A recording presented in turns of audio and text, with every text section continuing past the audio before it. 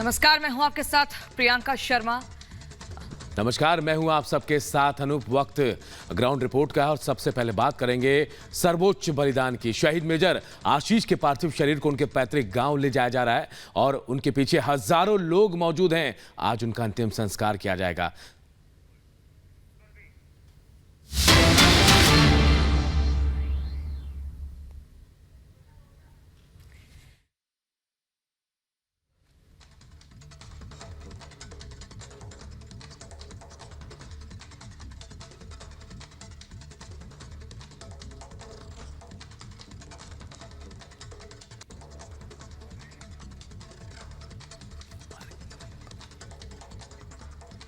तो सीधे ground zero पर हम चलेंगे। लोमस हमारे साथ बने हुए हैं। लोमस, शहीद मेजर आशीष के पार्थिव शरीर को उनके गांव बिंझौल ले जाया जा रहा है।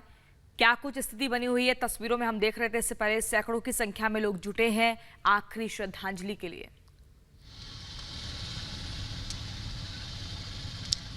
बिल्कुल बिल्कुल, मैं आपको बता दूं कि जो मेजर आशीष हैं उनके पार्थिव शरीर उनका जो कि बिजौल लेके जाया जा रहा है, उनके पैतृक गांव लेके जाया जा रहा है। आप साफ तौर पे देख सकते हैं जो ये रास्ता है, ये रास्ता पूरी तरीके से गाड़ियों के काफिलों से एकदम लदा हुआ है। आप देख सकते हैं सब चाहते हैं कि एक दर्शन हो जाए, एक झलक मिल जाए उनको मेजर आशीष की। और साफ तौर पे आप देख सकते हैं सड़कों के किनारे बच्चे, स्कूल के बच्चे यहाँ पे खड़े होकर के भारत माता की जय के नारे लगा रहे थे और पूरी तरीके से रोड झंडे से कहीं ना कहीं पटा हुआ है। पूरी तरीके से आप देख सकते हैं कि गांव वाले हो या फिर शहर वाले, उनको जानने वाले हो या फिर दूर दराज के लोग हो, वो एक आखिरी झलक यहाँ पे पाने के लिए बेताब है। साफ तौर पर आप देख सकते हैं लंबी लाइन, गाड़ियों का लंबा ये काफिला लगा हुआ है। और आगे आप अगर मैं अपने विजय बोलूंगा जूम करके दिखाने की कोशिश करें तो वो आर्मी की बस में उनका पार्थिव शरीर ले जाया जा रहा है, आर्मी की गाड़ी में उनका पार्थिव शरीर ले जाया जा रहा है उनके गांव बिजौल में,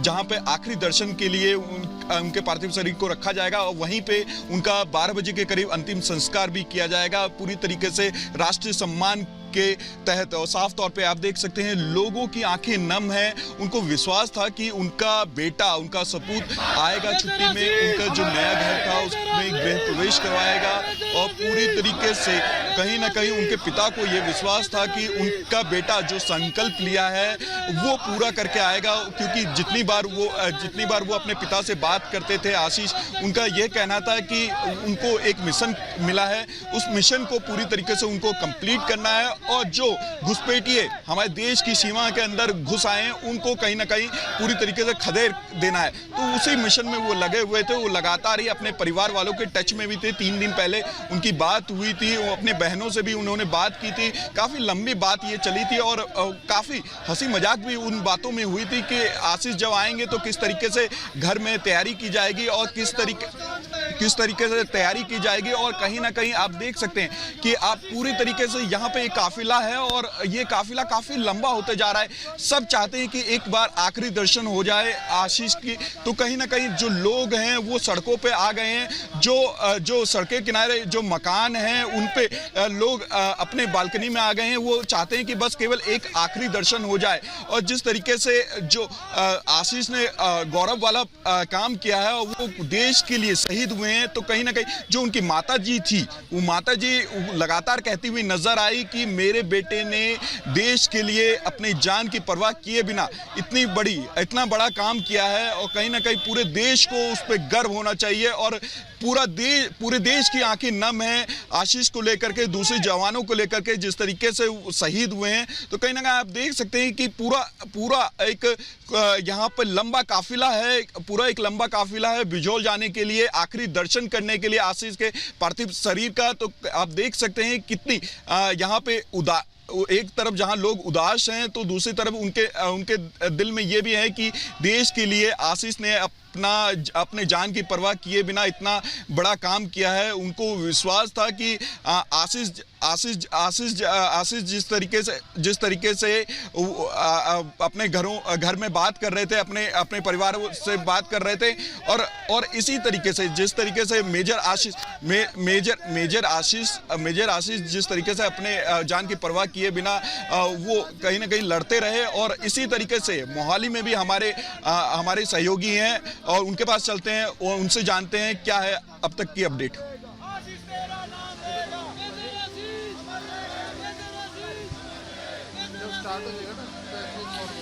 जी देखिए, बिल्कुल लोमस ठीक बात है। आप पानीपत से रिपोर्ट कर रहे हैं, हम इस वक्त मोहाली में मौजूद हैं। शहीद सेना मेडल कर्नल मनप्रीत सिंह के घर पे लोग पहुंच रहे हैं फैमिली को कंसोल करने के लिए। हम तस्वीरें आपको दिखाते हैं क्योंकि परिवार में माँ, बहन, पत्नी और 2 बच्चे, एक 7 साल का बेटा और 2 साल की बेटी जो है कर्नल मनप्रीत सिंह की। और आखिरी बार मनप्रीत सिंह ने अपनी वाइफ से बात की थी। उन्होंने कहा था कि मैं ऑपरेशन के लिए जा रहा हूँ कोखरनाग में, और उसके बाद जो है वो बातचीत नहीं हुई। लेकिन कर्नल मनप्रीत सिंह जो हैं वो एक आर्मी परिवार से हैं, तीसरी जनरेशन है परिवार की जो इंडियन आर्मी को सर्व कर रही है। और लगभग अगर रिश्तेदारी की बात करें तो 22वां कर्नल मनप्रीत सिंह एक 22 में इस परिवार का हिस्सा है जो इंडियन आर्मी में सर्व कर रहे हैं। मनप्रीत सिंह के पिता लखबीर सिंह वो भी सेम बटालियन और 12 सिख लाइट इन्फेंट्री बटालियन में ही थे। और मनप्रीत सिंह 2005 में कमीशन हुए एज ए लेफ्टिनेंट, और उसके बाद उन्होंने 2021 में सेना मेडल से नवाजा गया जब उन्होंने राष्ट्र राइफल में रहते हुए बहुत से ऑपरेशन किए टेररिस्ट के खिलाफ। और उसके बाद उनको लेफ्टिनेंट कर्नल आरआर में ही फिर उनको कर्नल की प्रमोशन दी गई। और मनप्रीत सिंह के दादा जो सीता सिंह थे वो भी इंडियन आर्मी में सर्व कर चुके थे। सो इसी तरह एक ब्लड लाइन थी मनप्रीत सिंह की, और आगे इतनी सारी कहानियां छोड़ गए मनप्रीत सिंह का, शहीद कर्नल मनप्रीत सिंह अगली जनरेशन के लिए, कि उनको सुनाते सुनाते ये पता चलेगा कि परिवार का बलिदान और जो शहीद कर्नल सेना मेडल कर्नल मनप्रीत सिंह थे उनका बलिदान देश के लिए क्या था, और परिवार को कितना गर्व था ये उनके ऊपर, और किस तरह से वो लड़ाई लड़ते थे। जब वो कॉलेज में पढ़ते थे वो एक कॉमर्स ग्रेजुएट थे। कॉमर्स ग्रेजुएशन के बाद उन्होंने चार्टेड अकाउंटेंट का प्री टेस्ट क्लियर किया, लेकिन अंदर एक जज्बा था कि देश की सेवा करनी है आर्मी के ज़रिए, क्योंकि पिता भी आर्मी में थे, दादा भी आर्मी में थे। वहीं से एक जज्बा उठा था कि वो भी इंडियन आर्मी में एज एन ऑफिसर सर्व करेंगे। और उसी को लेते हुए जो प्री टेस्ट था उसको छोड़ के, चार्टेड अकाउंटेंट के प्री टेस्ट को क्लियर करने के बाद उसको छोड़ दिया गया।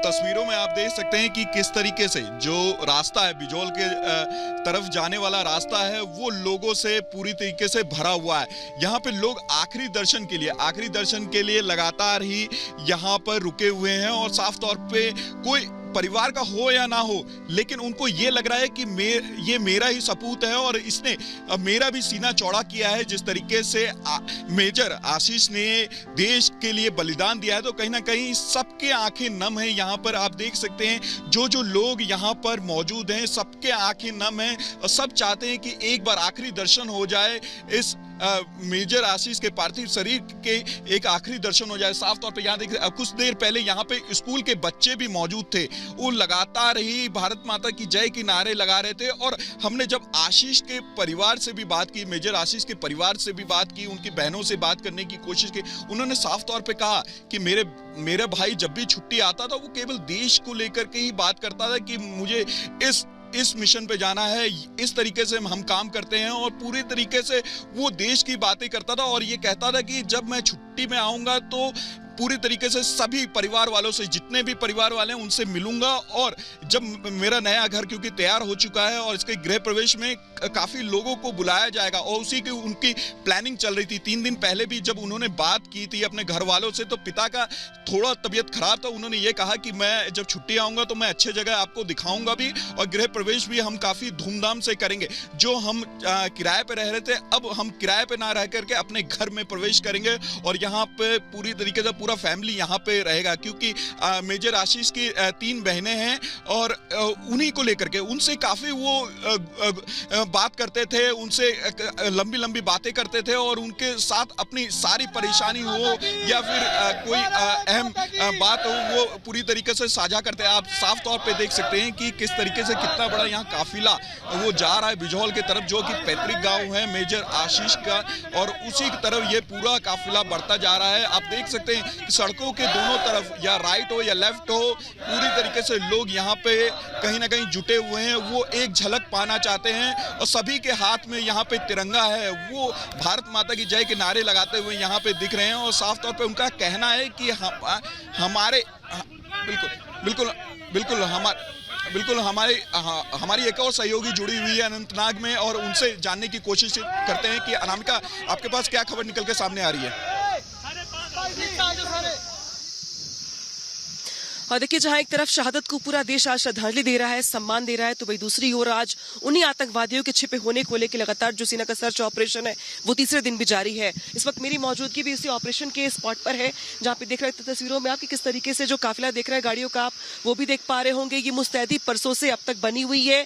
आज तीसरा दिन है, 50 घंटे से ज्यादा का समय हो चुका है, लेकिन जो सेना की ओर से ऑपरेशन है वो लगातार चल रहा है। मैं अपने कैमरा पर्सन से कहूंगी फिरदौस जी साइड में आ जाइए, क्योंकि जो गाड़ियां हैं सेना की वो लगातार मूवमेंट कर रही है। और मेरे बाएं हाथ पर जो आप पहाड़ी देख रहे हैं, ये वही पहाड़ी है जहां पर आज सुबह भी ब्लास्ट किया गया है, और ब्लास्ट के जरिए माना जा रहा है कि दरअसल जो ऑपरेशन है उसको लगातार आगे बढ़ाया जा रहा है। हालांकि आज फायरिंग की खबर सामने नहीं आ रही है, फायरिंग की हमें तस्वीरें नहीं मिल रही हैं, लेकिन जरूर ये कहा जा रहा है कि दरअसल जिस तरीके से ये देखिए, और ये देखिए फिर से एक बार मूवमेंट बढ़ गया है सेना के जवानों का। ये देखिए नई टीम अब आ गई है यहाँ पर।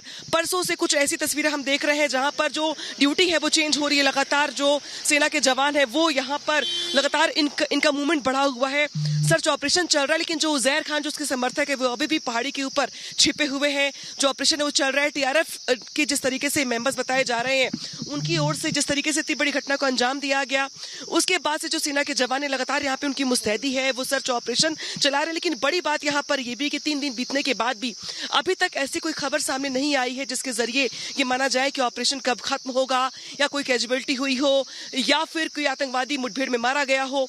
यानी कि ये माना जा रहा है कि इस पहाड़ी का सहारा लेते हुए, घने जंगलों का सहारा लेते हुए जो आतंकवादी वो अभी भी छिपे हुए हैं। हालांकि सर्च ऑपरेशन अभी भी जारी है।